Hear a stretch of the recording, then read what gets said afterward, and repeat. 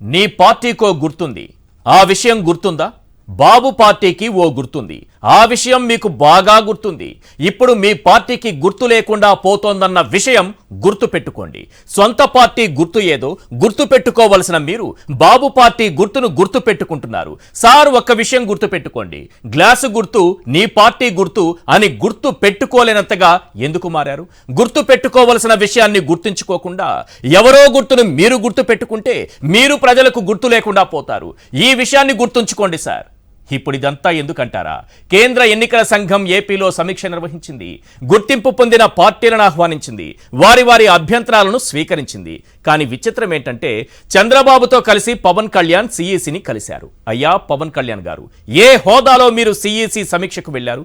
ప్రశ్నించేందుకే party పెట్టాననే మీరు ముందు ఈ ప్రశ్నకు సమాధానం చెప్పండి. మీకొక పార్టీ ఉందా? ఆ పార్టీ తరపునే హాజరయ్యారా లేక టీడీపీ తరపున హాజరయ్యారా? చంద్రబాబుతో కలిసి సిఈసిని కలిసే ముందు ఈ రాష్ట్రంలో బోగస్ ఓట్లకు బ్రాండ్ అంబాసిడర్ ఎవరో తెలుసుకోవాల్సింది. మీకు తెలుసని మాకు తెలుసు సార్. తెలంగాణలో ఓటు కలిగిన నాగబాబు అండ్ ఫ్యామిలీతో డబుల్ ఓట్లకు ప్లాన్ చేశారంటే అదంతా చంద్రబాబు డైరెక్షన్ లోనే జరిగిందని మాకు తెలుసు సార్. ఎల్లో కండువాతో సిఈసిని కలిసిన మిమ్మల్ని ప్రజలు 10 ప్రశ్నలు అడుగుతున్నారు. సమాధానం చెప్పు పవన్. క్వశ్చన్ నెంబర్ 1, 2003లో రాష్ట్రం ఉలిక్కి పడేలా కోటికి పైగా దొంగ ఓట్లు చేర్పించిన స్కిల్ ఉన్నోడు బాబే కదా? సమాధానం చెప్పు పవన్. క్వశ్చన్ నెంబర్ 2, 2019లో ఐటీ గ్రిడ్ పేరుతో డేటా తస్కరించి దొంగ ఓట్లు చేర్పించిన ఘనుడు బాబే కదా? సమాధానం చెప్పు పవన్. క్వశ్చన్ నెంబర్ 3, తస్కరించిన డేటాతో ఫామ్ 7 ద్వారా 50 లక్షల వైఎస్ఆర్సీపీ అనుకూల ఓట్లు తొలగించింది బాబే కదా? సమాధానం చెప్పు పవన్. క్వశ్చన్ నెంబర్ 4, 2019లో అధికారాన్ని అడ్డుపెట్టుకుని 68 లక్షల దొంగ ఓట్లు చేర్పించిన విజన్ ఉన్నోడు బాబే కదా? సమాధానం చెప్పు పవన్. క్వశ్చన్ నెంబర్ 5, కుప్పంలో పక్క రాష్ట్రాల నుంచి 48,000 దొంగ ఓట్లు చేర్పించి ఈసీకి పట్టుబడింది బాబే కదా? సమాధానం చెప్పు పవన్. క్వశ్చన్ నెంబర్ 6, ఒకే ఇంటి నంబర్పై గుంటూరులో 800, విజయవాడలో 500 దొంగ ఓట్లు చేర్పించింది బాబే కదా? సమాధానం చెప్పు పవన్. క్వశ్చన్ నెంబర్ 7, తెలంగాణ ఎన్నికలు ముగియగానే డబుల్ ఓట్లకు హైదరాబాద్లో కేంద్రాలను ఓపెన్ చేసింది బాబే కదా? సమాధానం చెప్పు పవన్. క్వశ్చన్ నెంబర్ 8, చంద్రబాబు సూచనలతో ఏపీలో నాగబాబు అండ్ ఫ్యామిలీ డబుల్ ఓట్లకు అప్లై చేసి దొరికిపోయింది నిజమే కదా? సమాధానం చెప్పు పవన్. క్వశ్చన్ నెంబర్ 9, లక్షలాదిగా డూప్లికేట్ డబుల్ ఓట్లు చేర్పించి దొంగే దొంగ దొంగ అని అరుస్తోంది నిజమే కదా? సమాధానం చెప్పు పవన్. క్వశ్చన్ నెంబర్ 10, నాడు బాబు చేర్పించిన దొంగ ఓట్లు ఈసీ తొలగిస్తుంటే పచ్చమంద గుండెలు బాదుకుంటోంది నిజమే కదా? సమాధానం చెప్పు పవన్. ఈ 10 ప్రశ్నలకు పవన్ కళ్యాణ్ సమాధానం చెప్పాలి. రైట్, ఈ అంశాలపైనే మనం మాట్లాడబోతున్నాం. చర్చలో పాల్గొంటున్నారు మార్గాని భరత్ గారు, పార్లమెంటు సభ్యులు, వైఎస్ఆర్సీపీ నాయకులు. ఇక పురుషోత్తం రెడ్డి గారు, సీనియర్ అనలిస్ట్. అలాగే షేక్ బాజీ గారు, బీజేపీ మైనారిటీ మోర్చా రాష్ట్ర అధ్యక్షులు. రైట్, ఈ డిబేట్ స్టార్ట్ చేసే ముందు అసలు పవన్ కళ్యాణ్ని ఎవరు ఆహ్వానించారు? ఆయన ఏ పార్టీ తరపున వెళ్ళారు? సిఈసి పంపించినటువంటి లెటర్ ఏంటి? రిలీజ్ చేసినటువంటి లెటర్ ఏంటి? పవన్ కళ్యాణ్ నేను బీజేపీతోనే ఉన్నాను అంటారు. వాళ్ళు బీజేపీ కూడా పాపం మాతోనే పవన్ కళ్యాణ్ ఉన్నారు అంటారు. ఆయనేమో టీడీపీతో అలయన్స్లో ఉన్నాను అని చెప్తారు. బీజేపీ కలిసి వస్తుందని చెప్తారు. ఇదంతా రోజు మనం వింటున్నదే, రోజు మనం చర్చించుకుంటున్నదే. కానీ ఈరోజు రికగ్నైజ్డ్ నేషనల్ పొలిటికల్ పార్టీస్కి ఈరోజు ఇన్విటేషన్ వెళ్ళినప్పుడు, వాళ్ళకి లెటర్ వెళ్ళినప్పుడు ఏ పార్టీలు అటెండ్ అయ్యాయి? పవన్ కళ్యాణ్కి వెళ్ళిందా లేదా? ఒకవేళ వెళ్ళి ఉంటే ఆయన ఆ పార్టీ తరపునే వచ్చారా? వెళ్ళకపోతే ఆయన ఏ రూపంలో దొంగలా లోపలికి చొరబడ్డారు? ఒక్కసారి స్క్రీన్ పైన ఈసీ ఇచ్చినటువంటి ఆ లెటర్ను ఒకసారి స్క్రీన్ పైన ప్లే చేయండి ప్లీజ్. జస్ట్ స్క్రీన్ పైన మనం క్లియర్గా చూస్తున్నాం. ఫుల్ స్క్రీన్ తీసుకోండి దాన్ని ఒకసారి. Aam Aadmi Party, Bahujan Samaj Party, next second పేజ్కి వెళ్తే Bharatiya Janata Party, Communist Party of India, Indian National Congress, ఆ తరువాత Telugu Desam Party, YSR Congress Party. ఇలా 7 పార్టీలకు ఆహ్వానం అందింది. మరి పవన్ కళ్యాణ్ గారు ఈరోజు చంద్రబాబుతో కలిసి ప్రెస్ మీట్లో పాల్గొన్నారు. సిఈసిని కలిసి వచ్చిన తర్వాత ఎలా మరి లోపలికి వెళ్ళారు? అది విషయం. అక్కడ గమనించండి, బాగా చూడండి, కళ్ళప్పగించి చూడండి అందరూ. జన సైనికుల్లారా, పవన్ అభిమానుల్లారా, కాపు నాయకుడు అని కొంతమంది కాపు సోదరులు పవన్ కళ్యాణ్ని నమ్ముతుంటారు కదా కొందరు. ఆ కొందరు కూడా బాగా పరికించి చూడండి.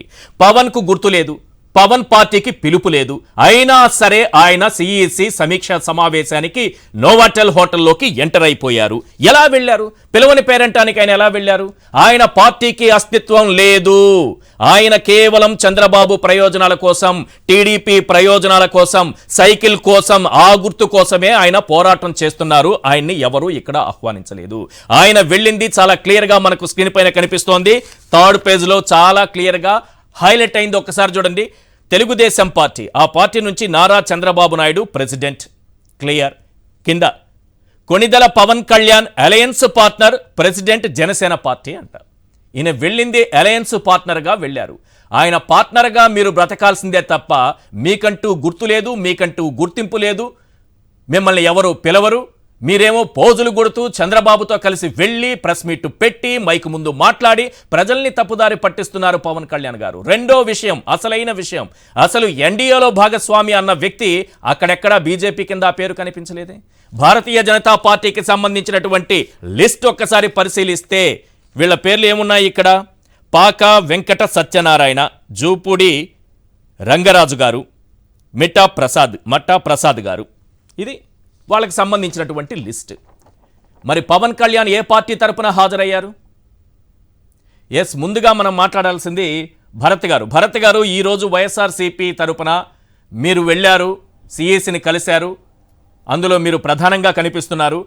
ఇక్కడ పవన్ కళ్యాణ్ ఏ హోదాలో ఈ సమీక్షా సమావేశానికి అటెండ్ అయ్యారు? ఈ పార్టీకి ఒక గుర్తింపు ఉందా? ఈ పార్టీకి ఒక గుర్తుందా? ఎలా ఆయన లోపలికి చొరబడ్డారు?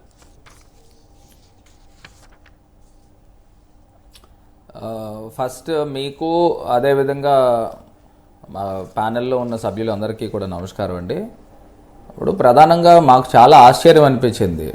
ఫస్ట్ యాక్చువల్గా లిస్ట్లో మరి పవన్ కళ్యాణ్ గారు ఉన్నారో లేరో నాకైతే తెలియదు. మార్నింగ్ మేము చూసి ఆశ్చర్యపోయాము. ఇప్పుడు వన్స్ రికగ్నైజ్ పార్టీస్ 7 పార్టీలు మీరు చెప్పారు, ఆ 7 పార్టీలకే ఇన్విటేషన్ ఉంది. ఇప్పుడు పవన్ కళ్యాణ్ గారు the president of Janasena party. When there is no invitation for the Chief Election Commission, how can one unrecognized party can attend in the meeting? Yes. అసలు మీటింగ్ ఎలాగ అటెండ్ అవుతారు? నేను ఆశ్చర్యం, షాకింగ్ అండి ఇది. ఇప్పుడు అదే complete misuse of the constitutional body అండి, misguiding of the constitutional body. ఇప్పుడు ఒక బాధ్యత కలిగిన ఒక రాజకీయ పార్టీకి ఇన్విటేషన్ లేనప్పుడు ఆయన ఏ బేస్తో వెళ్ళారు అంటే మిస్లీడింగే కదండి. ఇప్పుడు చంద్రబాబు నాయుడు గారు ఒక నేషనల్ పార్టీ అని చెప్పుకునే తెలుగుదేశం పార్టీకి ఆయన అధ్యక్షుడు, వాళ్ళ పార్టీ మెంబర్స్కే ఇన్విటేషన్ ఉంది. ఏదైతే 3 మెంబర్స్ ఉన్నారో ముగ్గురికే ఇన్విటేషన్ ఉంది. ఆ 3 ఇన్విటేషన్ లో ఒక జనసేన పార్టీ అని చెప్పి ఆ పార్టీ ప్రెసిడెంట్ దీంట్లోకి ఎలా వెళ్తారు అని చెప్పి మేము క్వశ్చన్ చేశాం. చేశారా మీరు? విజయసాయి రెడ్డి గారు క్వశ్చన్ చేశారు, నేను కూడా క్వశ్చన్ చేశాం. మరి ఏం సమాధానం? మేము చేయకుండా ఎందుకుంటామండి. డైరెక్ట్ గా ఎలక్షన్ కమిషనర్ వాళ్ళు షాక్ అయ్యారు. They are presuming that alliance partner. మరి అది పూర్తిగా వాళ్ళు చెక్ చేశారో లేదో మాకైతే తెలీదు. దాని తర్వాత నేనే రైజ్ చేశాను, పవన్ కళ్యాణ్ అనే ఒక party president of Janasena party, but you have given the invitation for Telugu Desam party. How can you can entertain another political party without invitation అని నేనే క్వశ్చన్ చేశాను. వీఆర్ కన్సిడరింగ్ ద ఫ్యాక్ట్స్ అని చెప్పి వాళ్ళు రాసుకున్నారు. అంటే వెంటనే వాళ్ళు సమాధానం చెప్పకపోవచ్చు, కాకపోతే వాళ్ళైతే రాసుకున్నారు. దాని మీద నాకు తెలిసి ఖచ్చితంగా యాక్షన్ ఇనిషియేట్ చేస్తారని. ఒక్కసారి సార్, ఇక్కడ నాకున్న అనుమానం ఏంటంటే చంద్రబాబు నాయుడు గారు రెఫర్ చేసిన పేరుగా వీళ్ళు తీసుకున్నారా, ఈసీ తీసుకుందా? ఎందుకంటే నారా చంద్రబాబు నాయుడు, కొణిదెల పవన్ కళ్యాణ్, అలాగే పయ్యావుల కేశవ్ జనరల్ సెక్రటరీ అని ఉంది, నారా చంద్రబాబు నాయుడు ప్రెసిడెంట్ ఉంది. అంటే ఈ పార్టీ తరపున ఆయన తీసుకెళ్లారు, అంతేనా? చంద్రబాబు రెఫర్ చేసినట్టు అంతే కదండి. అంతే కదా, ఇప్పుడు ఆల్ పార్టీ తరపున తీసుకెళ్లారు. అప్పుడు అంతే కదా, ఇప్పుడు చంద్రబాబు నాయుడు గారు రెఫర్ చేస్తేనే నేను అదే చెప్తా ఉన్నా. ఒక బాధ్యత కలిగిన ఒక పొలిటికల్ పార్టీకి సంబంధించిన ప్రెసిడెంట్ చంద్రబాబు నాయుడు గారు ఇంకో పార్టీకి సంబంధించిన పార్టీ ప్రెసిడెంట్ ని ఏ బేసిస్ లో తీసుకెళ్తారు without the invitation of the chief election commission? ఇదే క్వశ్చన్ నేను లేవనెత్తాం. ఆయన వాళ్ళు నోట్ చేసుకున్నారు. నోట్ చేసుకుని ఇంకొక అంశం ఏంటంటే, దీంతో పాటు ఎడిషన్ గా ఇంకొకటి మేము యాడ్ చేసాం. పవన్ కళ్యాణ్ గారు Janasena party president, they had an alliance with BJP, Bharatiya Janata party. They have contested elections in Telangana in the recent assembly elections.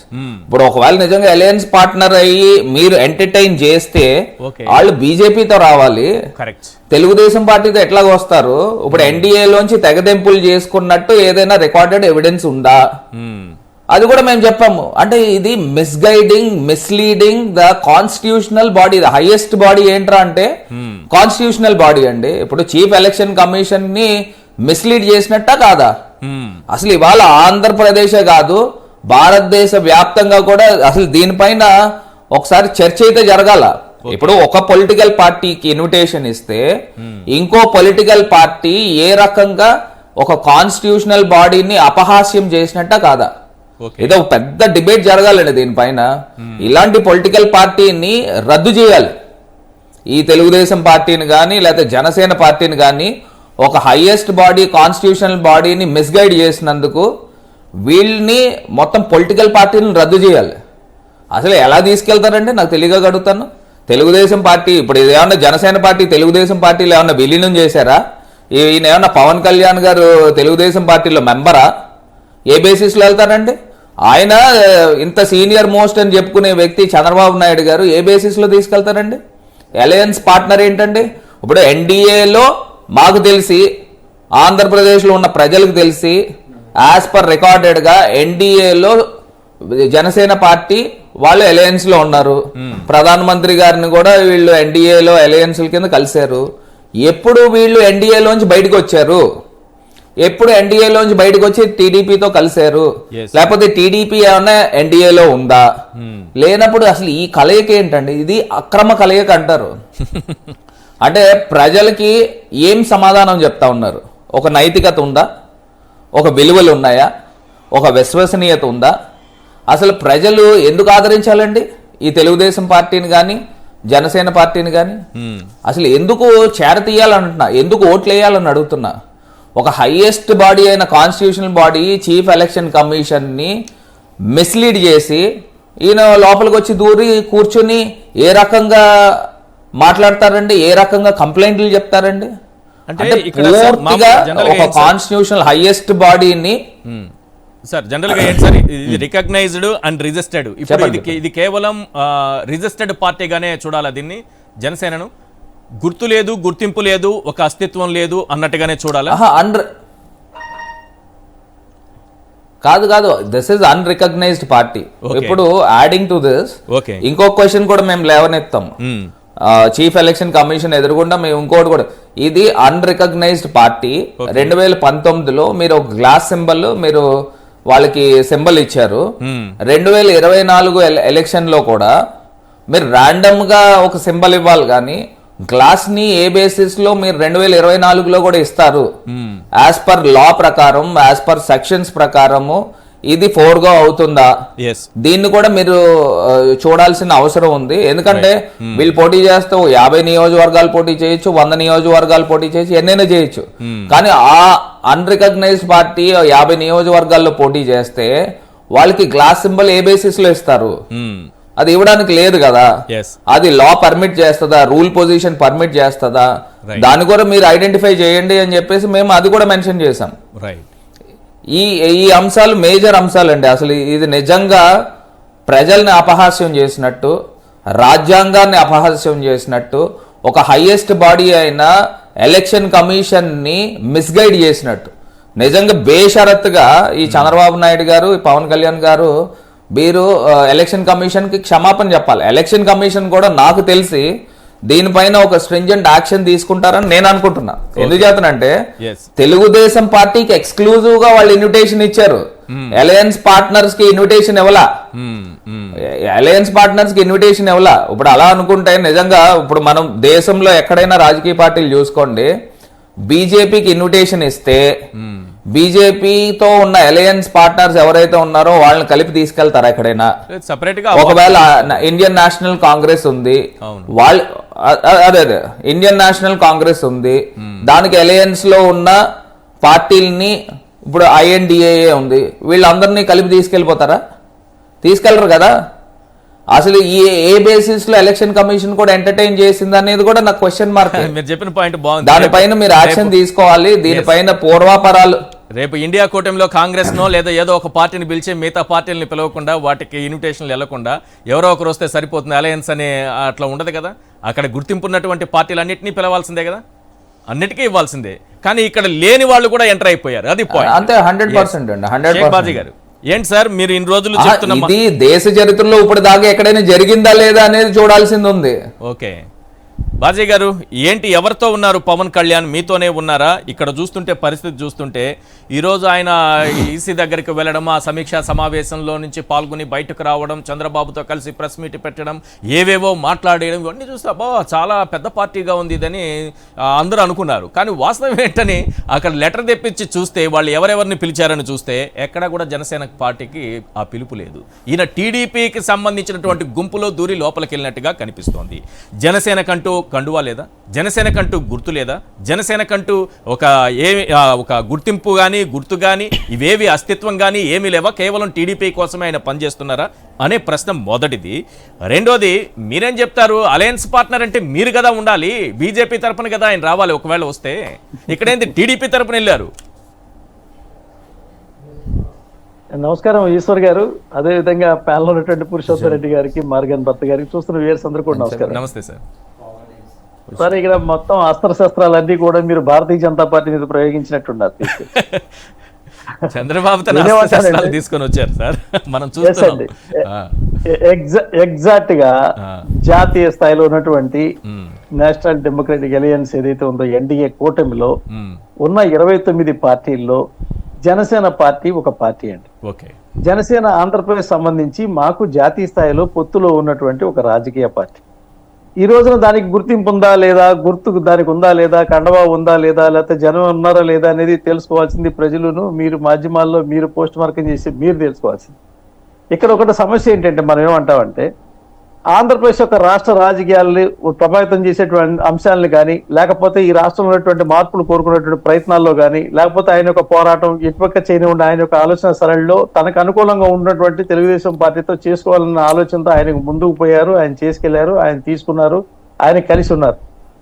జాతీయ స్థాయిలో జరిగేటువంటి అసలు మీకు తెలుసు జాతీయ స్థాయి రాజకీయాలు ఏదైతే ఉందో జాతీయ పార్టీలో ఉన్నటువంటి విధానాలు, ఢిల్లీ కేంద్రంగా జరిగేటువంటి అన్ని రాష్ట్రాల్లో ఉన్నటువంటి పరిపాలించేటువంటి పార్టీలతో ఉన్నటువంటి వ్యవహారాలను కూడా ఆయా పరిస్థితులను బట్టి ఆ రాష్ట్రాలు ఉన్నటువంటి ఇతర పార్టీల మీద ఉన్నటువంటి వ్యతిరేకతను బట్టి అక్కడ కూటమిలో కావాల్సిన వాళ్ళు వస్తూ ఉంటారు, వెళ్తా ఉంటారు, నడుస్తూ ఉంటది.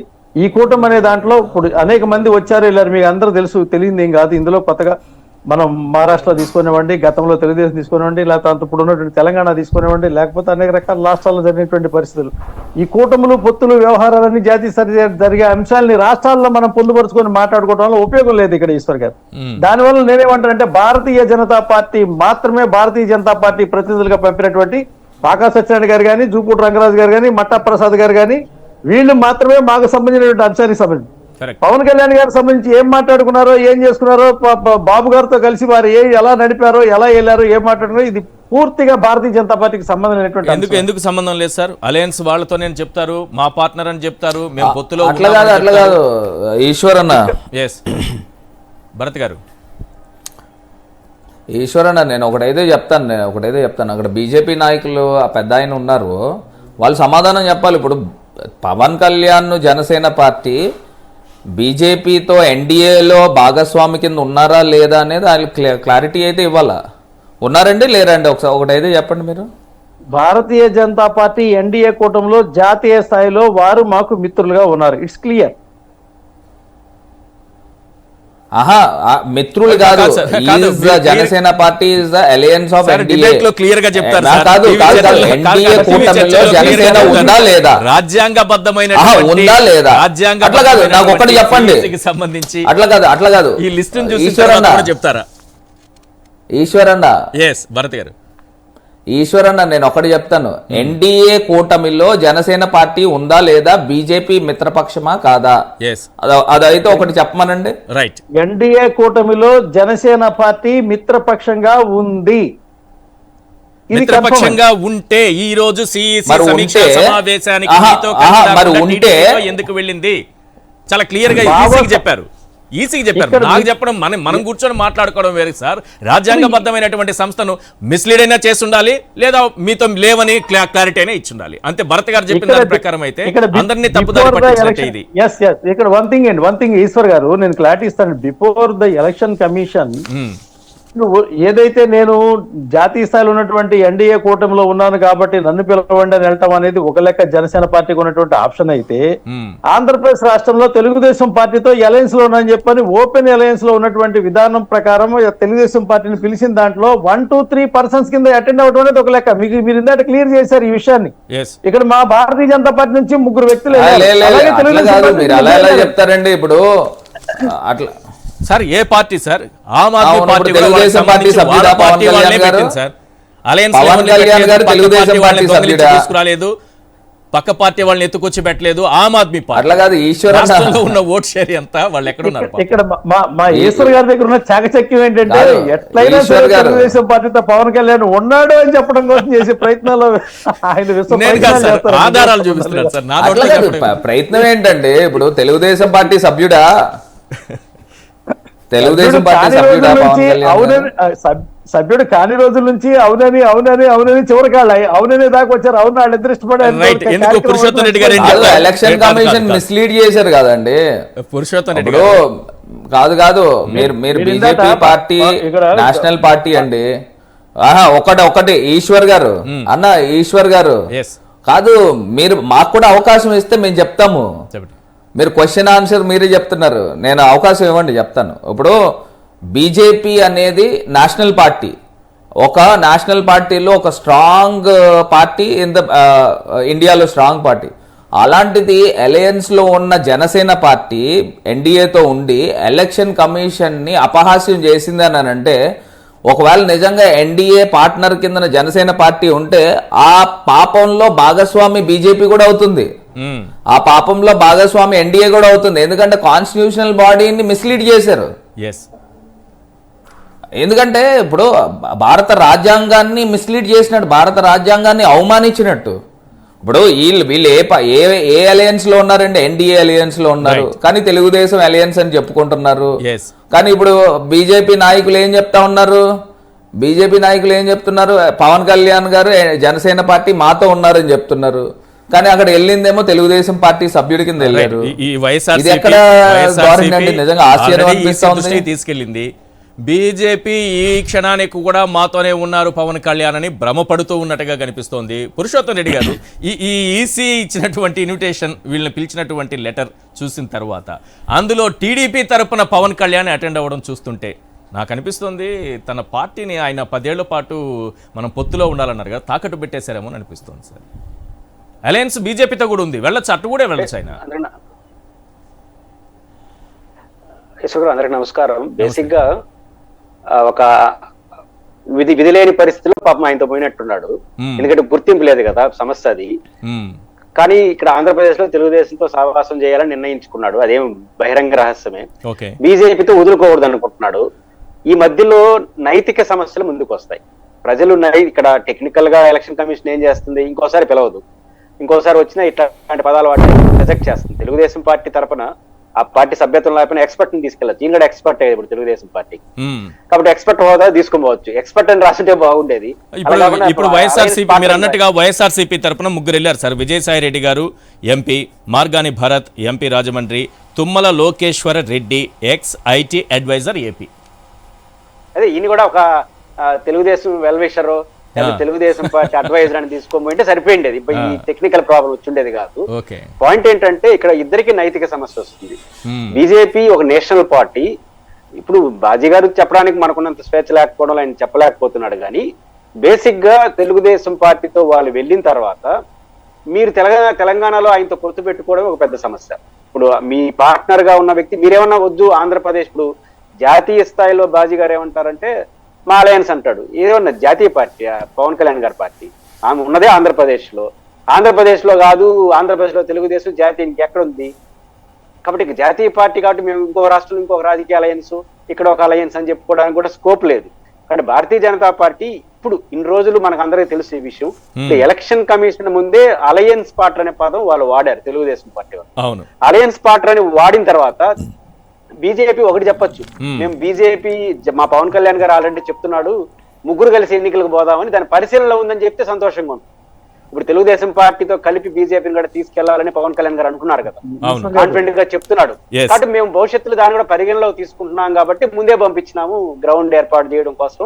కాబట్టి మేము కూడా పోయి ఆలోచన పరిశీలన చేసుకుంటే మనకు అభ్యంతరం లేదు.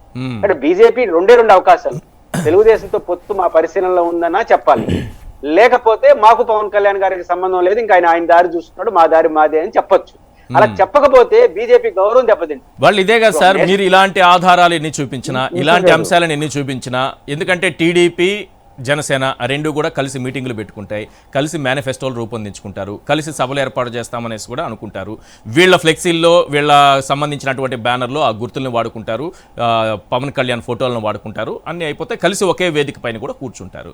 అయినా మాతోనే ఉన్నారని బీజేపీ చెప్పడం అమాయకత్వమా, లేకపోతే ఏదైనా గేమ్ కనిపిస్తోందా, రేపు అవసరమైతే చూద్దాంలే అన్నట్టుగా?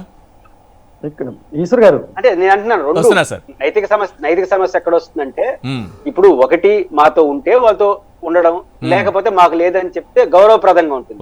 అయితే బీజేపీ మీద ఒక అనుమానం వస్తుంది, ముందే చంద్రబాబు నాయుడు దగ్గరికి పంపించి గ్రౌండ్ ఏర్పాటు చేసి మళ్ళీ వీళ్ళు పోవాలనుకుంటున్నారా అనే అనుమానం ఇప్పుడు వస్తుంది. అంటే ఏదైనా ముందు, అంటే ఇది బీజేపీకి మంచిది కాదు. అంటే మీరు ఎవరితోనే ఉండండి, వాళ్ళ ఛాయిస్ వాళ్ళు, ఎవరితో ఉండాలనేది ఆ పార్టీ నేషనల్ పార్టీ. ఒకే రాష్ట్రంలో మా పార్ట్నర్ అని చెప్తూ ఇంకో ఆయనతో చెప్పడం, పైపు తెలుగుదేశం ఏమంటా ఉంది, లోకేష్ గారు ఇండియాకి ఎన్డీఏకి సమాన దూరం అంటా ఉన్నారు. అవును, వాళ్ళన్నా మీతో వస్తా ఉంటున్నారా? పైపెచ్చు తెలంగాణలో డైరెక్ట్ గా కాంగ్రెస్ సపోర్ట్ చేయించారు, డైరెక్ట్ గా జెండా ఎత్తుకొని తిరిగినారు, మీకు మా జనసేన మద్దతు లేదు. అంటే ఇట్లాంటి వాతావరణం బీజేపీ క్లియర్ చేయకపోతే వాళ్ళకి ఒక నైతిక సమస్య వస్తుంది. ఆ నైతిక సమస్య బీజేపీకి గౌరవం కాదు, పైపించి అవసరమే ఉంది మీకు ఆంధ్రప్రదేశ్ లో. మీకు ఒక నేషనల్ పార్టీ, ఫుల్ మెజారిటీ ఉన్న పార్టీ ఈ చిన్న విషయంలో ఈ డైరెక్షన్ తీసుకోకపోవడం అంత మంచిది కాదు బీజేపీ. రైట్, ఇప్పుడు చెప్పండి బాజీ గారు. ఈశ్వర్ గారు ఒక విషయం వాస్తవం చెప్పారు, పురుషోత్తమ రెడ్డి గారు చెప్పిందంటే, ఒక జాతీయ పార్టీ, దేశంలో 18 రాష్ట్రాలు పరిపాలిస్తున్నటువంటి పార్టీ, అలయన్స్ తో 7 రాష్ట్రాలు ఉన్నటువంటి పార్టీ, ఈ రోజున దేశాన్ని పాలిస్తున్నటువంటి ప్రధానమంత్రి, మళ్ళీ 3వసారి కాబోయేటువంటి ప్రధానమంత్రి, దేశాన్ని పరిపాలించేటువంటి పార్టీకి ఆంధ్రప్రదేశ్ రాష్ట్రంలో ఉన్నటువంటి 2 ప్రాంతీయ పార్టీలు వారి భిన్నమైనటువంటి కోణంలో ఇక్కడ ఉన్నటువంటి రాష్ట్రాన్ని వ్యతిరేకిస్తూ వాళ్ళు అలయన్స్ అయితే, ఆ అలయన్స్ తీసుకొచ్చి మా భుజాన్ని వేసుకునేటువంటి కార్యక్రమాన్ని భారతీయ జనతా పార్టీ చేయడానికి సిద్ధంగా లేదండి. ఇక్కడ ఏమైందంటే, జనసేన అధినేత పవన్ కళ్యాణ్ గారు అన్కండిషనల్ అలయన్స్ ఏదైతే ఉందో, ఇంత మునుపు తెలుగుదేశంతో కలవక మునిపే ఈ ఆంధ్ర రాష్ట్రంలో భారతీయ జనతా పార్టీతో కొన్ని అంశాల మీద నేను పోరాటం చేస్తానని చెప్పి మాతో కలిసి చేసినటువంటి విషయాలు, కలిసేటువంటి అంశాల్లో మేము వెళ్ళాం. కానీ ఈ రోజు ఆయన తీసుకున్నటువంటి నిర్ణయం మేము తీసుకోవాలనేటువంటి పద్ధతి ఎక్కడ రాజకీయంగా కాదు. ప్రకారం వాళ్ళు ఎన్నికల్లో కలిసి పనిచేశారు, మీరు ఒకరికొకరు కలిసి పనిచేసుకున్నారు. పవన్ కళ్యాణ్ నుంచి మీకు వచ్చినటువంటి సపోర్ట్ ఏంటి, ఎక్కడ పనిచేశారు చెప్పండి, ఒకటి కొన్ని ఎగ్జాంపుల్స్ చెప్పండి. మీకు ఒక విషయం చెప్తానండి, 25 ఏళ్ల పాటు మాతో కలిసి నడిచినటువంటి శివసేన కాంగ్రెస్ పార్టీతో కలిసినప్పుడు పిట్ అన్నాం మేము. మా సైద్ధాంతికమైనటువంటి భావనతో కలిసి వెళ్ళే వాళ్ళు, కలిసి వచ్చేవాళ్ళు వస్తారు, రాని వాళ్ళు రారు. ఇది ఎన్నికల క్షేత్రం వరకు నడిచేంత వరకు వారు చెప్తున్నారు. భారతీయ జనతా పార్టీ ఏం చెప్తుంది, ఇప్పుడు అక్కడ ఉన్నటువంటి వెరీ సింపుల్ సార్, తెలంగాణలో మీతో కలిసి పోటీ చేశారు పవన్ కళ్యాణ్. ఇక్కడికి వచ్చేటప్పటికి ఈసీకి సిఈసికి ఇచ్చినటువంటి దీంట్లో టీడీపీలో ఆయన భాగస్వామిగా వెళ్ళిపోయారు. చాలా క్లియర్ గా అందరూ రాసుకున్నారు అలయన్స్ పార్ట్నర్ అని. మీరు రాసుకోవాలి కదా, మీ తరపున కదా రావాలి ఆయన ఒకవేళ వస్తే. మేమెందుకు పొరుగు మోసుకోవాలి, మేమెందుకు పొరుగు పోయాలని మీరు కోరుకుంటారో నాకు అర్థం కానటువంటి అంశం. అంటే మీకు లేదు, అలయన్స్ లేదు, ఎన్డీఏలో ఆయన భాగస్వామి కాదు, ఆయన పక్కన పెట్టేశారు, ఆయన పూర్తిగా వెళ్ళిపోయినట్టే, టీడీపీలో కలిసి. ఆంధ్ర రాష్ట్రంలో ఆంధ్రప్రదేశ్ లో భారతీయ జనతా పార్టీ తెలుగుదేశం పార్టీకి సంబంధించినటువంటి అంశంలో క్లియర్ అండ్ క్లారిటీ మాకు సంబంధం లేదు. రేపటి ఎన్నికల తర్వాత జరిగేటువంటి అంశాలు ఏవైతే ఉన్నాయో అవన్నీ ఇప్పుడు మాట్లాడుకునేటువంటివి కూడా కాదు. ఈ రోజు జరిగినటువంటి పరిణామాలు జనసేన పార్టీకి భారతీయ జనతా పార్టీకి కూడా ఎటువంటి సంబంధం లేదు. మీ పార్టీ రాష్ట్ర నాయకత్వం అసలు చూడదు, ఈ విషయాన్ని పట్టించుకోదా? మాకెందుకు, ఇప్పుడు ఆయన అక్కడికి వెళ్ళి ఆయనతో కలిసి ఆయన జైలుకి వెళ్ళి లేకపోతే ఆయన పలికించుకొని ఆయన వేదికలు పంచుకొని ఆయన మాట్లాడుకుంటే వాళ్ళిద్దరు మాట్లాడుకోండి, వాళ్ళిద్దరు ఇష్టపడ్డారనేటువంటి కార్యక్రమాన్ని మనం గతంలో చేశాం, అయిపోయింది. ఈ రోజున తెలుగుదేశం పార్టీతో కలిసి ఆంధ్రప్రదేశ్ లో ఉన్నటువంటి ఈ ప్రజా సంబంధించినటువంటి పాలనాపరమైనటువంటి అంశాల మీద వారు ఏదో పోరు జరపాలో, ఆ పోరు మీద పొత్తు జరపాలో, ఆ పొత్తు మీద మళ్ళీ ఎన్నికల్లో గెలుపు జరపాలనేటువంటి ఆలోచన వారిది. భారతీయ జనతా పార్టీకి వ్యూహం వేరు, ఐడియాలజీ వేరు.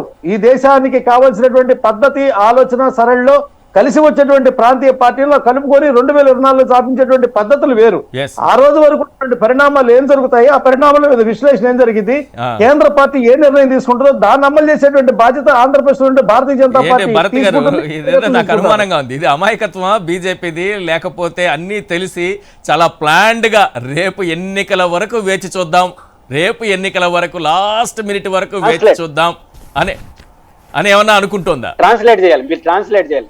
ఎలా ఒకటండి, నిజాయితీగా వెళ్ళేటువంటి రాజకీయాలు వెళ్ళేటువంటి భారతీయ జనతా పార్టీ ఈ రోజు నిజాయితీగానే మాట్లాడుతుందండి. ఎస్ భరత్ గారు. నాకు ఇక్కడ రెండు అంశాల గురించి అయితే క్లియర్గా ప్రజలకు తెలియాలండి. ఇక్కడ ఫస్ట్ అండ్ ఫార్మోస్ట్ ఏంటంటే ఇందులో నైతికత ఏముంది అని అడుగుతున్నా. ఓకే, ఇప్పుడు అలయన్స్ కింద ఉండింది బీజేపీతో, మరి బీజేపీకి అంత పెద్ద నేషనల్ పార్టీ వాళ్ళు ఇమేజ్ పాడు చేసుకుంటున్నారు కదా ప్రజల్లో. ఇలాంటి సిస్టమ్ ఇప్పుడు దాకా బీజేపీ నాకు తెలిసి ఎన్నో పార్టీలతో వాళ్ళు అలయన్స్లో ఉన్నారు. ఇట్లాగా బీజేపీతో అలయన్స్ ఉంటూ ఇంకో పార్టీతో అలయన్స్ పెట్టుకున్న పార్టీ ఇప్పుడు దాకా నాకు తెలిసి బీజేపీకి అయితే లేదు. ఇదే ఫస్ట్ నేను చూస్తున్నా. దీన్ని బట్టి నాకు ఏం అర్థం అవుతుంది అని అంటే అదేదో సినిమా గుర్తొస్తుంది, నారీ నడుమ మురారి టైప్ లో ఉంది. ఇప్పుడేమో పవన్ కళ్యాణ్ గారు అని అంటే ఇటు తెలుగుదేశానికి కావాలి, ఇటు బీజేపీకి కావాలి. ఆయన ఏమో నేను చంద్రబాబు నాయుడుతో ఉంటాను అని అంటే ఈ బీజేపీ మాతో కూడా ఉండు అని చెప్పేసి ఇలా లాగుతున్నట్టుంది. ముగ్గురు కలవట్లే, ఇద్దరు కావాలని ఇటు నారి అటు నారి ఇద్దరు కావాలని కోరుకో. కానీ ఈ మధ్య మురారి టీడీపీతో మాత్రమే ఉంటే ఈ పక్క నుంచి నీ పైన నాకు అసలు ప్రేమే లేదు, నేను ఈ వైపే ఉంటాను అని మురారి ఇంకా ఈ నారి ఏం చేస్తున్నారు? ఇక్కడ పాత్రలు అలా కాదు. తెలంగాణ ఎలక్షన్స్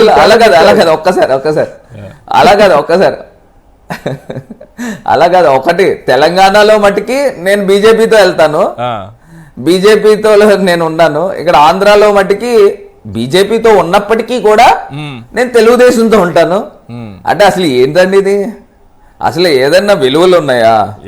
ఇప్పుడు మనము దేని గురించి రాజకీయాల్లో ఉన్నాము? ప్రజలకి ఒక మంచి మార్గదర్శి కింద ఉండాలా, ప్రజల్ని పరిపాలించాలా, ఇప్పుడు రాష్ట్రాన్ని పరిపాలించాలా, ప్రజలకు అందరికి మంచి చేయాలా అనే ఒక భావంతోనే కదా రాజకీయాల్లో ఉంటారు ఎవరైనా. ఈ రకమైన నైతికత లేకుండా ఈ అనైతికత అయిన పొత్తుతో ఉంటూ బీజేపీ నేషనల్ పార్టీ అండి, వాళ్ళకి ఒక ఇమేజ్ ఉంది. ఆ ఇమేజ్ ని ఎందుకు వీళ్ళు పాడు చేసుకుంటారో నాకైతే అర్థం కావట్లా. బీజేపీ ఆంధ్రప్రదేశ్ అధ్యక్షురాలు పురంధరేశ్వరి గారు చెప్తా ఉంటారు, మాది జనసేనతోనే పొత్తుంది అని అంటారు. ఈయన జనసేన అధ్యక్షుడేమో మేము తెలుగుదేశంతో పొత్తులోకి వెళ్తున్నాం అని చెప్తారు. ఓ పక్కన అక్కడ బీజేపీతో వదిలేస్తున్నాం అని అంటే అది చెప్పరు. మెసేజ్ ఇస్తారో ప్రజలకి ప్రజలు ఆలోచన చేయాలా, సీరియస్ గా అయితే ఆలోచన చేయాలా. బిఫోర్ ఎలక్షన్స్ ఇంత కన్ఫ్యూజన్ ఉంటే ఇది వదలాల్సింది ప్రజలకి. బిఫోర్ ఎలక్షన్స్ ఇంత కన్ఫ్యూజన్ ఉంటే ఇది వదలాల్సింది ప్రజలక, లేకపోతే జనసేన అభిమానులక, పవన్ కళ్యాణ్ అభిమానులక? ఆయన గురించి ఎన్నో హోప్స్ పెట్టుకుంటే ఆఖరికి గుర్తు లేదు, గుర్తింపు లేదు, ఒక రికగ్నిషన్ లేదు, కండువా లేదు, పార్టీ సింబల్ లేదు. టీడీపీతో కలిసి వాళ్ళ అలయన్స్ పార్ట్నర్గా చంద్రబాబుతో పసుపు కండ వేసుకుని లోపలికి వెళ్ళి బయటకు వచ్చారు. ఇప్పుడు దీని గురించి ఆలోచించాల్సింది ఎవరు? నేను ఒకటే, ఇప్పుడు క్లియర్ గా అయితే ప్రజలైతే దీనికి కరెక్ట్ గా సమాధానం చెప్పేస్తారండి ఎలక్షన్స్ టైంలో. ఇప్పుడు ఒకటైతే క్లియర్ గా అర్థమవుతున్న అంశం ఏమిటంటే ఎలక్షన్స్ ముందరే ఇంత అట్టర్ కన్ఫ్యూజన్ ఉంటే, ఒకవేళ పొరపాటునే గనక వీళ్ళు అధికారంలోకి వస్తే ఇంకా ప్రజల్ని ఇంకెంత కన్ఫ్యూజన్ లోకి నెట్టేస్తారు. పొద్దున్న లెగిస్తే ఈ జనసేన పార్టీ నాయకులు తెలుగుదేశం పార్టీ నాయకులు కొట్టుకోవడమే కదా. రైట్ బాజీ గారు, రైట్ బాజీ గారు, ఏదో ఒక రూపంలో పవన్ కళ్యాణ్ ఏదో ఒక ముసుగేసుకుని లోపలికి వెళ్ళారు, వచ్చారు, సరే ఆయన బయట మాట్లాడారు. ఏంటి మీరే ఈసీకి ఏం ఫిర్యాదు చేశారు మీరు మీ పార్టీ తరఫున? ఇప్పుడు 1 by 1 అసలు ఈ దొంగ ఓట్లేంటి, డూప్లికేట్ ఓట్లేంటి, డబుల్ ఓట్లేంటి, ఎవరు నమోదు చేయిస్తున్నారు, ఏం జరుగుతోంది రాష్ట్రంలో? రైట్, మీ వాయిస్ ఏం వినిపించారు అక్కడ? సార్, రాష్ట్రంలో జరిగినటువంటి పరిణామాల్లో గత నెల 24వ తేదీన ఆంధ్రప్రదేశ్ నుంచి రాష్ట్ర బీజేపీ అధ్యక్షులు పురంధేశ్వరి గారు, అదేవిధంగా వారితో పాటు పెద్దలు కొంతమంది ఢిల్లీలో కేంద్ర ఎన్నికల కమిషన్ ఫిర్యాదు చేయడం జరిగింది సార్. ఇక్కడ మనం ఏమన్నామంటే ఆంధ్రప్రదేశ్ రాష్ట్రంలో గతంలో ఏదైతే డేటా శౌర్యం జరిగిన తర్వాత మేము గగ్గోలు పెడితే మీరు గగ్గోలు పెడితే అధికారంకి వచ్చిన తర్వాత దొంగలు కాస్త పక్కకి వెళ్ళిపోతే పట్టుకోలేకపోయి పాటుపాట్లు పడిన తర్వాత ప్రజలేమనుకుంటున్నారంటే ఆనాడు జరిగినటువంటి దొంగతనాన్ని ఎందుకు పట్టుకోలేకపోయారు, అయ్యో ఇదేంటి అలా చేస్తే ఇలా బాగుంటుంది అనేటువంటి ఆలోచనకి ఏమన్నా వెళ్ళిందా ఏంటనేటువంటి అనుమానాలు ప్రజలు కలిగినటువంటి తరుణంలో ఆంధ్రప్రదేశ్ లో జరిగినటువంటి లోపాయకరమైనటువంటి వ్యవహారాలు ఏం జరిగినాయంటే ఎక్కడైనా ఈశ్వర్ గారు సహజంగా ఓటు రద్దు చేయాలన్నా, ఓటు కలపాలన్నా, ఓటు పెట్టాలన్నా ఒక రెవెన్యూ డిపార్ట్మెంట్ లో గతంలో ఒక ప్రాసెస్ జరిగేది. ఎంఆర్ఓ దగ్గర నుంచి, ఆర్ఐ దగ్గర నుంచి, విఆర్ఓ దగ్గర నుంచి క్లారిఫికేషన్ తీసుకున్న తర్వాత జరిగేటువంటి ఫామ్ సర్టిఫికేట్లు మొత్తం కూడా. కానీ విధివశాత్తు ఆంధ్రప్రదేశ్ రాష్ట్రంలో దాపరించినటువంటి టెక్నికల్ వ్యవహారాలు జరిగినటువంటి మితిమీరినటువంటి ఆ శౌర్య వ్యవహారాలు ఏమైనాయి అంటే ఆఖరికి ఆర్డీఓ పరిధిలో ఉన్నటువంటి ఎన్నికల అధికారులు ఉన్నటువంటి దగ్గర నుంచి వాళ్ళ దగ్గర నుంచి పాస్వర్డ్ ఐడీలు కానీ వాళ్ళకి సంబంధించినటువంటి మొత్తం కూడా శౌర్యం జరిగిన తర్వాత యాజ్ ఇట్ ఈజ్ గా ఓట్లు డౌన్లోడ్ చేయడం జరిగినాయండి. డౌన్లోడ్ చేసినటువంటి ఓట్లు కాస్త బ్లర్ ఫోటోలతో వచ్చినటువంటి ఓట్లు ఎన్నైనాయి అంటే నియోజకవర్గానికి 30,000 లెక్కన ఆంధ్రప్రదేశ్ రాష్ట్రంలో దాదాపు 55 లక్షల ఓట్లు దొంగ ఓట్లు చేరినటువంటి పరిస్థితిలో, అంటే రాష్ట్రంలో 15% ఓట్లు ఏవైతే చెల్లుబాటు కాని ఓట్లు, అంటే చచ్చిపోయిన వాళ్ళు బతికొచ్చారు, ఊరు వదిలి వెళ్ళిపోయిన వాళ్ళు ఊళ్ళోకి వచ్చారు, పక్క రాష్ట్రాల్లో వాళ్ళకు కూడా ఇక్కడ ఓట్లు వచ్చాయి. ఈ క్రమంలో ఎవడికి వాడు సంబంధం లేకుండానే ఫామ్ 6, ఫామ్ 7 అప్లై చేయడం జరిగింది. దీని ఫలితంగా దాని మీద ఎంక్వైరీలు జరిగినాయి. అనంతపురం దగ్గర నుంచి గుంటూరు వరకు ఎంక్వైరీ జరిగినటువంటి పరిస్థితుల్లో ఈ రాష్ట్రంలో ఉన్నటువంటి ఈ ప్రభుత్వం ఏర్పాటు చేసినటువంటి వాలంటీర్ల వ్యవస్థ ఎవరైతే ఐడెంటిఫై చేశారో 1,80,000 ఓట్లని నకిలీ ఓట్ల కింద ఐడెంటిఫై చేయడం జరిగిందండి.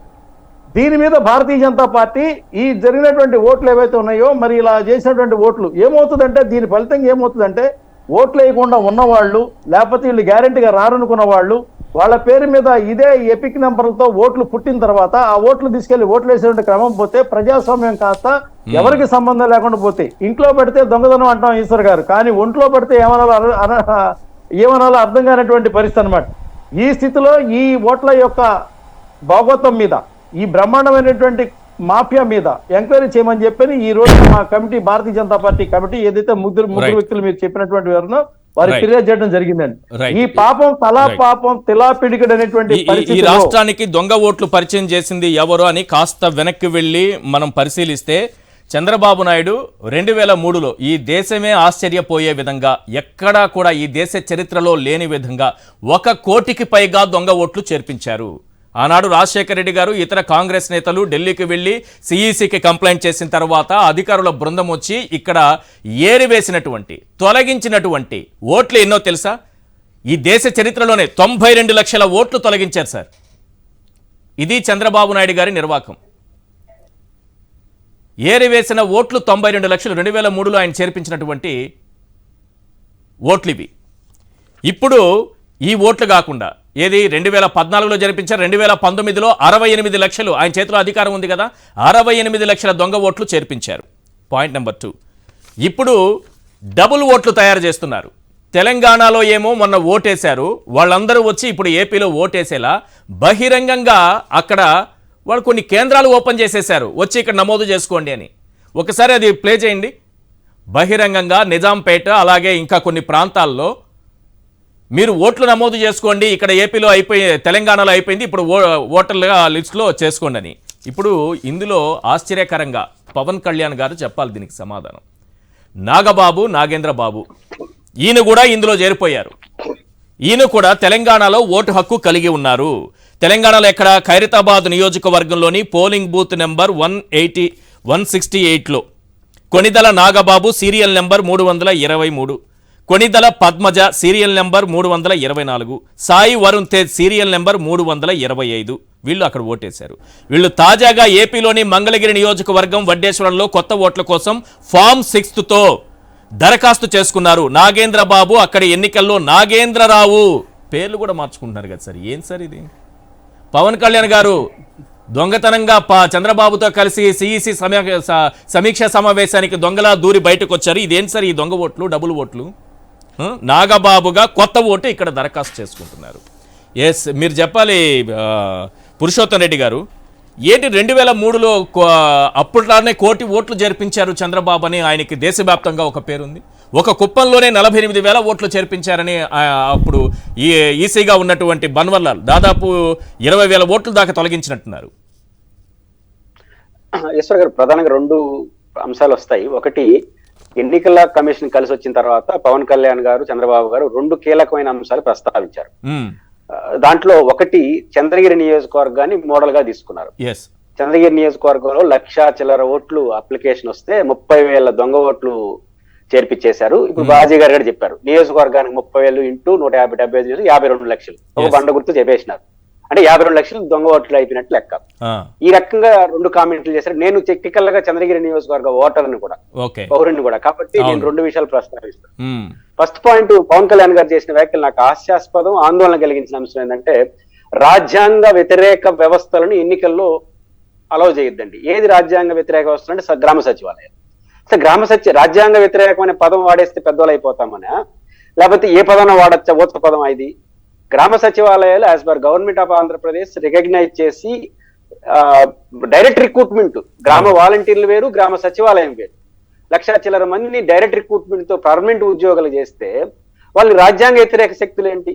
రాజ్యాంగ వ్యతిరేక శక్తి కోర్టుకు వెళ్తే కొట్టేస్తుంది కదా, అరెస్ట్ చేయాలి కదా వాళ్ళందరినీ. రాజ్యాంగ వ్యతిరేక ఆ పదాలు ఏది పడితే అది వాడడం నాట్ కరెక్ట్.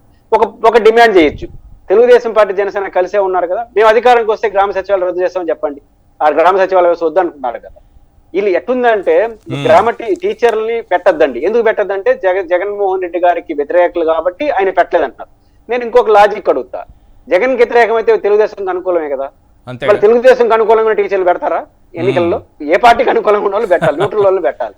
కాబట్టి ఏదైనా మాట్లాడేటప్పుడు హేతుబద్ధంగా ఉండేట్టుగా మాట్లాడడం బెటర్. ఇది మొదటి అంశం. నేను రెండో అంశం స్పెసిఫిక్ చంద్రగిరి గురించి చెప్పాలి. ఎందుకంటే రాష్ట్రంలో ఒక బండ విమర్శ ఏం చేస్తారంటే, 30,000 ఓట్లు ఇంటూ 175 నియోజకవర్గాలు 52 లక్షల ఓట్లు. ఇప్పుడు చంద్రగిరి నియోజకవర్గాన్ని ర్యాండమ్ గా తీసుకున్నాం. చంద్రగిరి నియోజకవర్గంలో 1,00,000 చిల్లర అప్లికేషన్లు వస్తే కొత్త ఓట్లు 30,000 ఓట్లు యాక్సెప్ట్ చేశారు, 30,000 ఓట్లు దొంగ ఓట్లు. అంటే ఇది వాళ్ళు చేస్తే ఆరోపణ. నా పాయింట్ ఏంటంటే, 70,000 ఓట్లు యాక్సెప్ట్ చేయలేదు కదా. అంటే 1,00,000 చిల్లర ఓట్లు అప్లై చేసుకుంటే 70,000 ఓట్లు యాక్సెప్ట్ చేయలేదంటే ఎన్నికల కమిషన్ పనిచేస్తున్నట్ట పనిచేయనట్ట. ఇది మొదటి అంశం. రెండో అంశం, చంద్రగిరి నియోజకవర్గం తిరుపతి చుట్టూ ఉంటుంది ఈశ్వర్ గారు. తిరుపతి అభివృద్ధి చెందుతున్న నగరం. తిరుపతి అభివృద్ధి అంతా చంద్రగిరి నియోజకవర్గంలో ఉంటుంది. అంటే ఉదాహరణకు 2019లో ఇదే చంద్రగిరి నియోజకవర్గంలో 28,000 మామూలు ఓట్లు, నేను దొంగ ఓట్లను 28,000 ఓట్లు రిక్రూట్మెంట్ జరిగినాయి, కొత్త ఓట్లు. 2019లో 28,000 ఓట్లు కొత్తగా చేరితే అది ప్రజాస్వామ్యం. 2023లో 30,000 ఓట్లు కొత్తగా చేరితే అది రాజ్యాంగ విరుద్ధమా, దొంగ ఓట్లు అవుతాయా? పాయింట్ ఏంటంటే, ఎవ్రీ 6 months కి ఎలక్షన్ కమిషన్ ఓటర్ల డే రాజకీయ పార్టీలను పంపించి ఎన్నికల్లో చేరండి ప్రతి సంవత్సరం 18 సంవత్సరాలు నిండి వాళ్ళు ఉండరా? అవును. తిరుపతి లాంటి చోట్ల కొత్తగా ఓటర్లుగా కొత్తగా ప్రజలు ఉపాధి కోసం రారా? అంటే 30,000 మంది కూడా ఒక నియోజకవర్గంలో కొత్త ఓట్లు నమోదు కావా? 5 ఏళ్ల తర్వాత 20,000 30,000 కొత్త ఓట్లు రారా? అంటే ఎవరికి ఓట్లు చేరకూడదు అనుకుంటున్నారా? కాబట్టి ఈ 30,000 ఓట్లు గుండు గుర్తు దొంగ ఓట్లు ఎట్టంటారు? కొత్తగా ఓట్లు ఎవరు చేరరా? గతంలో చేరిన 28 ఓట్లు ఏమవుతాయి? గతంలో 5 ఏళ్ల క్రితం 28,000 ఓట్లు కొత్తగా చేరినప్పుడు 5 ఏళ్ల తర్వాత 30,000 ఓట్లు దొంగ ఓట్లు ఎట్లా అవుతాయి? ఇంకో పాయింట్ కూడా చెప్తాను. ఇప్పుడు BLO అంటున్నారు, బౌలింగ్ లెవెల్ ఆఫీసర్. ఇంకోటి ఉంది, రాజకీయ పార్టీలు మర్చిపోతున్నారు, మీడియా కూడా దురదృష్టవశాత్తు మర్చిపోతుంది, BLA, బూత్ లెవెల్ ఏజెంట్స్. ఈ బూత్ లెవెల్ ఏజెంట్స్ ఎవరు? రాజకీయ పార్టీల ప్రతినిధులు. ఇప్పుడు రాజకీయ పార్టీల ప్రతినిధులు కూడా వెరిఫికేషన్ లో పాల్గొంటారు. ఈ 30,000 ఓట్లు చంద్రగిరిలో తెలుగుదేశం, వైసీపీ వాళ్ళు దొంగ ఓట్లు చేర్చారు, పక్కన పెడద్దాం. వైసీపీ తెలుగుదేశం BJP వాళ్ళు 30,000 దొంగ ఓట్లు అంటున్నారు కదా. మీ బౌలింగ్ బూత్ ఏజెంట్ ఎవరైతే BLA ఉంటున్నాడో ఎన్ని అభ్యంతరాలు చెప్పాడు ఈ 30,000 ఓట్లు? స్పెసిఫిక్ గా చెప్పగలరా? లేదు. అంటే మీరు మీ పోలింగ్ ఏజెంట్ చెప్పడు, 30,000 ఓట్లు గుండు కొత్తగా చేరిన ప్రతి ఓటు దొంగ ఓటు అయితే ఈ దేశంలో ఓట్లు చేర్పించకుండా నిషేధించేద్దామా? అంటే చంద్రగిరి ఎందుకు ఆరోపిస్తున్నారు? చంద్రగిరి చెవిరెడ్డి భాస్కర్ రెడ్డి కాబట్టి, చెవిరెడ్డి భాస్కర్ రెడ్డి జగన్మోహన్ రెడ్డి దగ్గర వ్యక్తి కాబట్టి ఆయన మీద ఒక ఆరోపణ చేస్తే జగన్ విమర్శించవచ్చు. అదే కాదు సార్, నారావారిపల్లె ఆ నియోజకవర్గంలోనే ఉందా? నారావారిపల్లి కూడా మా ఆయన సొంత ఊరు, ఆయన పుట్టిన ఊరు అక్కడే గెలవలేదని ఒక చెడ్డ పేరు వస్తుంది కదా. ఆయన ఎంచుకోవడానికి కూడా, చంద్రగిరి ఎంచుకోవడానికి కూడా ఇది ఒకటి. నారావారిపల్లి ఆయన పుట్టిన ఊరు అక్కడే ఉంది కాబట్టి, ఆయన ఎప్పుడూ గెలవడు కాబట్టి ఆయన గురించి అక్కడ చుట్టుపక్కల అందరికీ తెలుసు కాబట్టి ఇది ఒకటి వేస్తూ వెళ్ళడం అనమాట. నేనేమంటానంటే తమరు అధికారంలో ఉన్నప్పుడు ఇదే చంద్రగిరి నియోజకవర్గంలో 2019లో 28,000 ఓట్లు చేరినాయి. దాన్ని ఏమందాము? 5 ఏళ్ల క్రితం 28,000 ఓట్లు మీరున్నప్పుడు చేరినారు కదా, ఇప్పుడు 30,000 ఓట్లు దొంగ ఓట్లు అంటారు. అంటే దొంగ ఇంకా ఒక నిషేధం పెట్టండి రాష్ట్ర దేశంలో, ఎవరు ఓట్లు చేర్పించదు. మీరు 30,000 ఓట్లు దొంగ ఓట్లు స్పెసిఫిక్ గా మేము ఒక 2,000 చెప్పాం, 3,000 చెప్పాం, తీసేయండి అని చెప్పండి ఒక పార్టీ చెప్పదు. బిఎల్ఏ మీ పార్టీ వాళ్ళు ఉన్నారు కదా ప్రతి పోలింగ్ బూత్ లో. అంటే వాళ్ళ భయం ఏంటంటే కొత్తగా వచ్చిన కొత్త ఓటర్లు ఎవరైనా సరే అందరూ వైఎస్ఆర్సీపీకి వేస్తారని ఏమైనా భయపడుతున్నారో ఏమో అర్థం కావట్లేదు. అందులో మీ ఓటర్లు కూడా ఉంటారు కదా, చంద్రబాబు నాయుడు గారు, పవన్ కళ్యాణ్ గారు, ఎందుకు అంత భయం మీకు? ఎస్ మార్గాని భారత్ గారు, ఈరోజు ఈనాడు దినపత్రిక చూస్తే అప్పుడే ఏదో జరిగిపోతోంది, సిఈసి కంప్లైంట్ చేయాలి, మొత్తం ఓట్లన్నీ తొలగించేస్తున్నారు, ప్రతిపక్షాల ఓట్లు తీసేస్తున్నారు, ఎన్నికల అధికారులకు కనిపించదు అని ఒకవైపు, చంద్రగిరిలోనే 1,00,000 ఓట్లని ఇటు పవన్ కళ్యాణ్ చంద్రబాబు మాట్లాడేస్తున్నారు. అంటే రేపు ఓటమికి వీళ్ళు ముందే కారణాలు వెతుక్కుంటున్నారా అనేటటువంటి విశ్లేషణ కూడా ఒకటి వినిపిస్తోంది. ఏం చెప్తారు ఈ ఓట్లు చేర్పించడం అనే అంశాలకు సంబంధించి? అలాగే తొలగిస్తున్నారని కూడా. లేదు ఇప్పుడు అట్లా కాదు. ఇప్పుడు ఒకటండి, ఇక్కడ ఇవాళ మమ్మల్ని ఓట్లు తొలగిస్తున్నారని చెప్తున్నారు కానీ వాళ్ళు చేసే ఈ ముసుగులో వాళ్ళు తొలగించే కార్యక్రమం చేస్తా ఉన్నారు. ఇవాళ వాళ్ళ తెలుగుదేశం ఎలక్టోరల్ సెల్ ఏదో సెల్ ఉందంట, ఆ సెల్ లో కోనేరు సురేష్ అనే ఒక వ్యక్తి ఉన్నాడంట. మరి అతనికి ఏం పోస్ట్ ఉందో మాకు తెలీదు. అతను ఎలక్షన్ కమిషన్ కి ఇచ్చిన రిపోర్ట్స్ ఏంటంటే, ఎలక్షన్ కమిషన్ కి ఇచ్చిన రిపోర్ట్లు, అతను ఏం కంప్లైంట్లు ఏమి ఇచ్చారనంటే, మేము ఉదాహరణకి 3 జిల్లాల్ని ఆర్టీఐ ప్రకారంగా మేము తెప్పించుకున్నాం. అతను కోనేరు సురేష్ అనే ఒక వ్యక్తి ఒక బల్క్ గా కొన్ని లక్షల ఓట్లు 26 జిల్లాలకి సంబంధించి వైఎస్ఆర్ కాంగ్రెస్ పార్టీ మద్దతుదారులు ఎవరైతే ఉన్నాయో అవన్నీ కూడా డిలీషన్ కి వాళ్ళు రకరకాల మార్గాలు చూసుకున్నారు. ఇవాళ చీఫ్ ఎలక్షన్ కమిషన్ కి ఇచ్చిన వాళ్ళ కంప్లైంట్ ఏంటంటే, కర్నూలు డిస్టిక్ ఉందండి, కర్నూలు డిస్టిక్ లో 82,000 పైచిలకు ఓట్లు డిలీషన్ చేయాలి అని చెప్పేసి చీఫ్ ఎలక్షన్ కమిషన్ కంప్లైంట్ పెట్టారు. వాళ్ళు దాని తర్వాత ఈఆర్ఓకి వెళ్ళారు, ఈఆర్ఓ వెరిఫికేషన్ చేశారు. వెరిఫికేషన్ చేస్తే అందులో 82% అంటే సుమారుగా 70,000 పైచిలకు ఓట్లు జెన్యూన్ ఓటర్స్ అని చెప్పి రిపోర్ట్ ఇచ్చారు. అది మేము ఎక్కడి నుంచి తెప్పించుకున్నాము? రైట్ టు ఇన్ఫర్మేషన్ యాక్ట్ ప్రకారంగా మేము తెప్పించుకున్నాం. అది తెప్పించుకుంటే 70,000 పైచిలకు జెన్యూన్ ఓటర్స్ ఉన్నాయి. అంటే మిగతా 10,000 ఓట్లు కూడా కొంతమంది చనిపోయిన వాళ్ళు ఉండొచ్చు, కొంతమంది మైగ్రేట్ అయిన వాళ్ళు ఉండొచ్చు, ఇట్లా రకరకాలుగా ఉండొచ్చు. అది 82% జెన్యూన్ ఓట్స్ ఉంటే ఇవన్నీ కూడా ఎలక్షన్ కమిషన్ టైం వేస్ట్ చేయడం, ఒకవేళ నిజంగా ఆదమరుపులో ఈ బిఎల్ఓలు వాళ్ళు పెట్టారు కదా అని చెప్పేసి డిలీషన్ చేసేస్తే మా వైఎస్ఆర్సీపీ మద్దతుదారులు ఎవరైతే ఓటర్స్ ఉన్నారో వాళ్ళ ఓటు హక్కుని తొలగించడమే కదండి. అట్లా కర్నూలు ఒకటి జరిగింది. అన్నమయ్య డిస్ట్రిక్ట్ లో కూడా ఇదే తరహాలో 50,000 ఓట్లు తీసేమని చెప్పేసి వాళ్ళు కంప్లైంట్ పెట్టారు. ఒక సింగిల్ వ్యక్తి ఇలాగ బల్క్ ఓట్స్ డిలీట్ చేయండి అని ఏ బేసిస్ లో చేస్తారు? అసలు ఈ డ్యూటీ ఎవరిది? ఈ డిలీషన్ డ్యూటీ ఎవరిది? ఒక సింగిల్ వ్యక్తి ఒక కార్పొరేట్ ఆఫీస్ లో కూర్చొని వైఎస్ఆర్సీపీ ఓటర్స్ ఎవరైతే ఉన్నారో అవి ఐడెంటిఫై చేసి ఇవన్నీ చీఫ్ ఎలక్షన్ కమిషన్ కి ఇచ్చేసి మీరు ఓట్లు డిలీట్ చేసేయండి అని ఏ బేసిస్ లో చేస్తారు? ఆ పర్టికులర్ వ్యక్తి పైన దీనికి వెనకాతలు ఉన్న వ్యక్తులు ఎవరు? తెలుగుదేశం పార్టీ అధ్యక్షుడు చంద్రబాబు నాయుడు గారు కాదా? ఆ వెనకాతలు ఉండి అతని ప్రోద్బలంతో ఇతను చేస్తా ఉన్నాడు. సో ఖచ్చితంగా తెలుగుదేశం పార్టీని అదే విధంగా ఈ కోనేరు సురేష్ అనే వ్యక్తి పైన చర్యలు తీసుకోండి అని చెప్పి మేము కంప్లైంట్ చేసాం. ఒక పక్కనేమో మా మీద దుమ్మెత్తి పోస్తున్నారా, మా మీద ఏమో మట్టి బురద జల్లుతున్నారా. వెనకాతల నుంచి చేసే కార్యక్రమం ఏంట్రా అంటే వైఎస్ఆర్ కాంగ్రెస్ పార్టీ మద్దతుదారులు ఎవరైతే గన్ షాట్ గా వైఎస్ఆర్ కాంగ్రెస్ పార్టీకి ఓట్లు వేస్తారు అనే ఉన్న వ్యక్తుల్ని రాష్ట్ర వ్యాప్తంగా కొన్ని లక్షల ఓట్లు తీసే కార్యక్రమం చేస్తా ఉన్నారు. వాళ్ళేమో తీసుకొచ్చి ఈనాడు పేపర్లో ఇంకా దాన్ని వ్యతిరేకంగా మా వైపుకు బురద జల్లే కార్యక్రమం చేస్తా ఉన్నారు. ఇవాళ నేను ఒకటే చెప్తానన్న ఈశ్వరన్న, ఇవాళ జగన్మోహన్ రెడ్డి గారు గౌరవ ముఖ్యమంత్రి గారు అసలు ప్రజలందరికీ కూడా ఒకటి అర్థం చేసుకోవాలి. మాకు పార్టీలు లేవన్నా, మాకు ప్రాంతాలు లేవు, కులాలు లేవు, మతాలు లేవు, ప్రతి ఒక్కరికి సంక్షేమ కార్యక్రమం ఇవ్వండి అని చెప్పేసి ఒక ట్రాన్స్పరెంట్ వ్యవస్థ తీసుకుని వచ్చారు. అసలు ఇవాళ రాజకీయాలు చేయాల్సిన కర్మ కూడా మాకు లేదు. వాళ్ళు పూర్తి స్థాయిగా తెలుగుదేశం పార్టీ కార్యకర్తలకైనా కానీ సంక్షేమ పథకాలు ఇమ్మని చెప్పే దమ్మున్న మగాడు ఎవరున్నారన్నారు మీరు చెప్పండి. అసలు ఇలా ఒక రాజకీయ నాయకుడు, ఒక పార్టీ అధ్యక్షులు, మీరు తెలుగుదేశం పార్టీ మద్దతుదారులైనా లేకపోతే వాళ్ళ పార్టీ నాయకులైనా ఒకవేళ నిజంగా అర్హత ఉంటే, పేదరికం అన్న అర్హత ఉంటే, వాళ్ళు బీపీఎల్ ఉంటే వాళ్ళకు కూడా పథకాలు ఇవ్వండి అని వాలంటీర్ని వాళ్ళ ఇంటికి పంపిస్తున్నారే. అసలు ఇలాంటి సిస్టమ్ ఎక్కడైనా ఉంటుందా దేశంలో? నాకు తెలిసి ఏ రాజకీయ పార్టీ అధ్యక్షుడు కూడా ఈ రకమైన కార్యక్రమాలు చేయరు. కేవలం ఆంధ్రప్రదేశ్ లో జరుగుతా ఉంది. అది ట్రాన్స్పరెంట్ పాలసీ జరుగుతా ఉంది. ప్రజలందరూ కూడా ఇది ఆలోచన చేయాలి. గతంలో మీరు ఒకటి ఇన్సిడెంట్ మీరు గుర్తుకుందో లేదో నాకైతే తెలియదు. చంద్రబాబు నాయుడు గారు ఒక్కసారి పబ్లిక్ మీటింగ్ లో నేను వేసే రోడ్ల పైన మీరు నడుస్తున్నారు, నేను కట్టించే టాయిలెట్ల దగ్గర మీరు కూర్చుంటున్నారు, నేను కట్టించే ఇల్లు మీరు వాడుకుంటున్నారు, మీరు తెలుగుదేశం పార్టీకి ఓట్లు ఎందుకు వేయరండి, తెలుగుదేశం పార్టీకి ఎందుకు ఓట్లు వేయరు అని చెప్పి బెదిరించిన కార్యక్రమం. ఇవాళ ముఖ్యమంత్రి గారు ఏ రోజు ఏం చెప్పారా? నాకు ఓటేస్తేనే నేను నీకు సంక్షేమ పథకాలు ఇస్తానని, నాకు ఓటేసినా వేయకపోయినా మీకు సంక్షేమ కార్యక్రమాలు ఇస్తాను అని డైరెక్ట్ గా చెప్తున్నారు. ఇలా ఎక్కడైనా ఉంటుందా? ఇంకో మాట కూడా చెప్పారు. ఇంకో మాట ఏం చెప్పారు? ఇంకొకటి ఫైనల్ గా చెప్తాను. ఆయన ఇంకో మాట కూడా ఏం చెప్పారు? మీరు మీ ఇంట్లో మంచి జరిగితేనే నాకు ఓటేయండి, లేకపోతే ఓటేయద్దని కూడా చెప్తున్నారు. మరి ఇలాగే ఏ రాజకీయ పార్టీలు ఉంటాయండి? ప్రజలు కూడా ఆలోచన చేయాలి. ఈశ్వర్ గారు, ఈ పూర్తిగా ఈ అంశానికి సంబంధం లేనటువంటి ఒక విషయం మీకు చెప్పదలుచుకున్నానండి. చెప్పండి.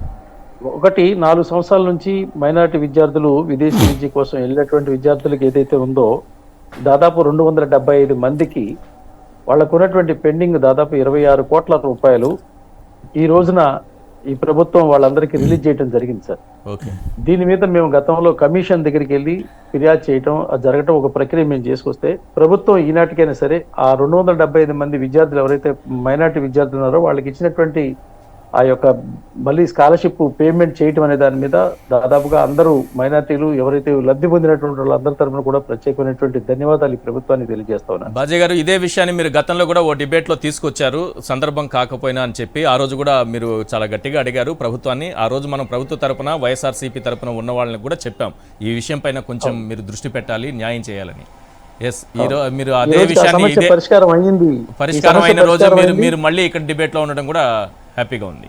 అవునండి, అది ఇక ఈ సందర్భంగా వారందరి తరఫున నేను ప్రభుత్వానికి ధన్యవాదాలు తెలియజేస్తా ఉన్నాను. రైట్. ఒక విషయం పురుషోత్తం రెడ్డి గారు, నేను ఒక వార్త చూసా. అది ఏంటంటే ఈనాడు దినపత్రికలో టీడీపీ తరపున కార్పొరేటర్గా పోటీ చేయటమే నేరమా అని పెద్దది ఒకటి ఫ్రంట్ పేజీలో రాశారు సార్. తిరుపతిలో కార్పొరేటర్గా పోటీ చేశారట. ఏం పేరంటే గొల్ల శాంతి. ఈమె కార్పొరేటర్గా పోటీ చేశారని ఆమెను ఓటర్ లిస్టులో నుంచి తీసేశారట. కార్పొరేటర్గా పోటీ చేశారని. నరసింహ యాదవ్కి సోదరుడి భార్య అట. విషయం తెప్పించుకుంటే ఇక్కడ ఏంటంటే 2 చోట్ల ఆమె 2 పేర్లతో ఓట్లు నమోదు చేసుకోండి సార్. ఒకటి తీసేశారు. ఒక చోట ఏమనుంది, ఏమి శాంతి గొల్ల అని ఒక చోట, జీ శాంతి అని ఒక చోట. ఓటర్ ఐడి 1, ఓటర్ ఐడి 2 2 ఉన్నాయి. సీరియల్ నెంబర్ వచ్చి 13-133, బూత్ నెంబర్ 234, మళ్ళీ సీరియల్ నెంబర్ 475, బూత్ నెంబర్ 137. 2 చోట్ల 2 ఓట్లు. ఈ ఓటును తొలగిస్తే వెంటనే ఈనాడు దినపత్రికలో ఫ్రంట్ పేజీలో ఇంత పెద్ద వార్త, టీడీపీ కార్పొరేటర్గా పోటీ చేయటమే నేరమని. ఈ రకంగా దొంగలందరూ దూరిపోయి 2 ఓట్లు డబుల్ ఓట్లు, మళ్ళీ తెలంగాణ నుంచి, హైదరాబాద్ నుంచి వచ్చి మళ్ళీ డూప్లికేట్ ఓట్లు, డబుల్ ఓట్లు నమోదు చేసుకుంటున్నారు. ఇప్పుడు వారు తిరుపతిలో, నేను ఆ సంఘటన చూడలేదు కానీ బహుశా ఆమె ఆ ఈనాడుకు ఫిర్యాదు చేసే బదులు కమిషన్ ఫిర్యాదు చేస్తుంటే ఆ తప్పు చేసిన వాళ్ళు యాక్షన్ తీసుకుంటారు. సీరియల్ నెంబర్ కూడా చెప్పేస్తున్నాను, ఆ పేరు కూడా ఎట్లా ఏమని నమోదు చేస్తారు? శాంతి గొల్ల, జీ శాంతి, 475 ఒకటి, రెండోది వచ్చి 1333. నేను అనేది ప్రభుత్వం నిజంగా తప్పు చేసింది కావాలని అధికారులు చేస్తున్నారంటే మన సాధారణ పౌరులకైతే కొంచెం ఇబ్బంది. ఇప్పుడు బాజీ గారు నాలాంటి వాళ్ళు ఇప్పుడు భయపడాల్సిన అవసరం లేదు కదా. తప్పు జరిగినప్పుడు ఎస్టాబ్లిష్ చేయాలి, ఫైట్ చేయాలి, అధికార సంగతి తేల్చాలి, ప్రజలకు ఆదర్శంగా ఉండాలి. ఇప్పుడు కార్పొరేటర్ స్థాయి పోటీ చేసిన వ్యక్తికి ఆ నమ్మకం ఉంటే ఈనాడులో వార్త వేయించే బదులు నేరుగా కమిషన్ సంగతి తేల్చి ఉండాలి కదా. ఢిల్లీ వరకు పోయిండొచ్చు, తప్పే ఉంది. మనగడ బాపతి ఎవరు పోతారు? అది లేకుండా ఈనాడుకి పోయినారంటే కొంచెం బంబాటు చేయడం, ఈ వ్యవహారాలకి చేసుకోవడానికి ఉపయోగపడుతుంది. కానీ ఎంతకాలం ఇది? Right. అది సాధ్యం కాదు కదా. జనరల్ గా ఏది పడితే అది మాట్లాడడం కాకుండా Ah. స్పెసిఫిక్ అలిగేషన్ చేస్తే ఎవరైనా సమర్థిస్తారు.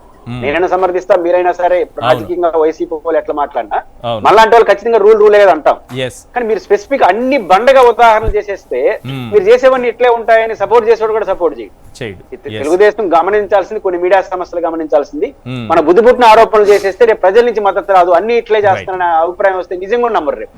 రైట్ ఆ విషయాన్ని సదరు పార్టీలు గుర్తిస్తే మంచిది. రైట్ థ్యాంక్ యూ అండి పురుషోత్తం రెడ్డి గారు చర్చలో పాల్గొన్నందుకు. మార్గాని భరత్ గారు, షేక్ బాజీ గారు. ఇది వాటి చర్చా కార్యక్రమం.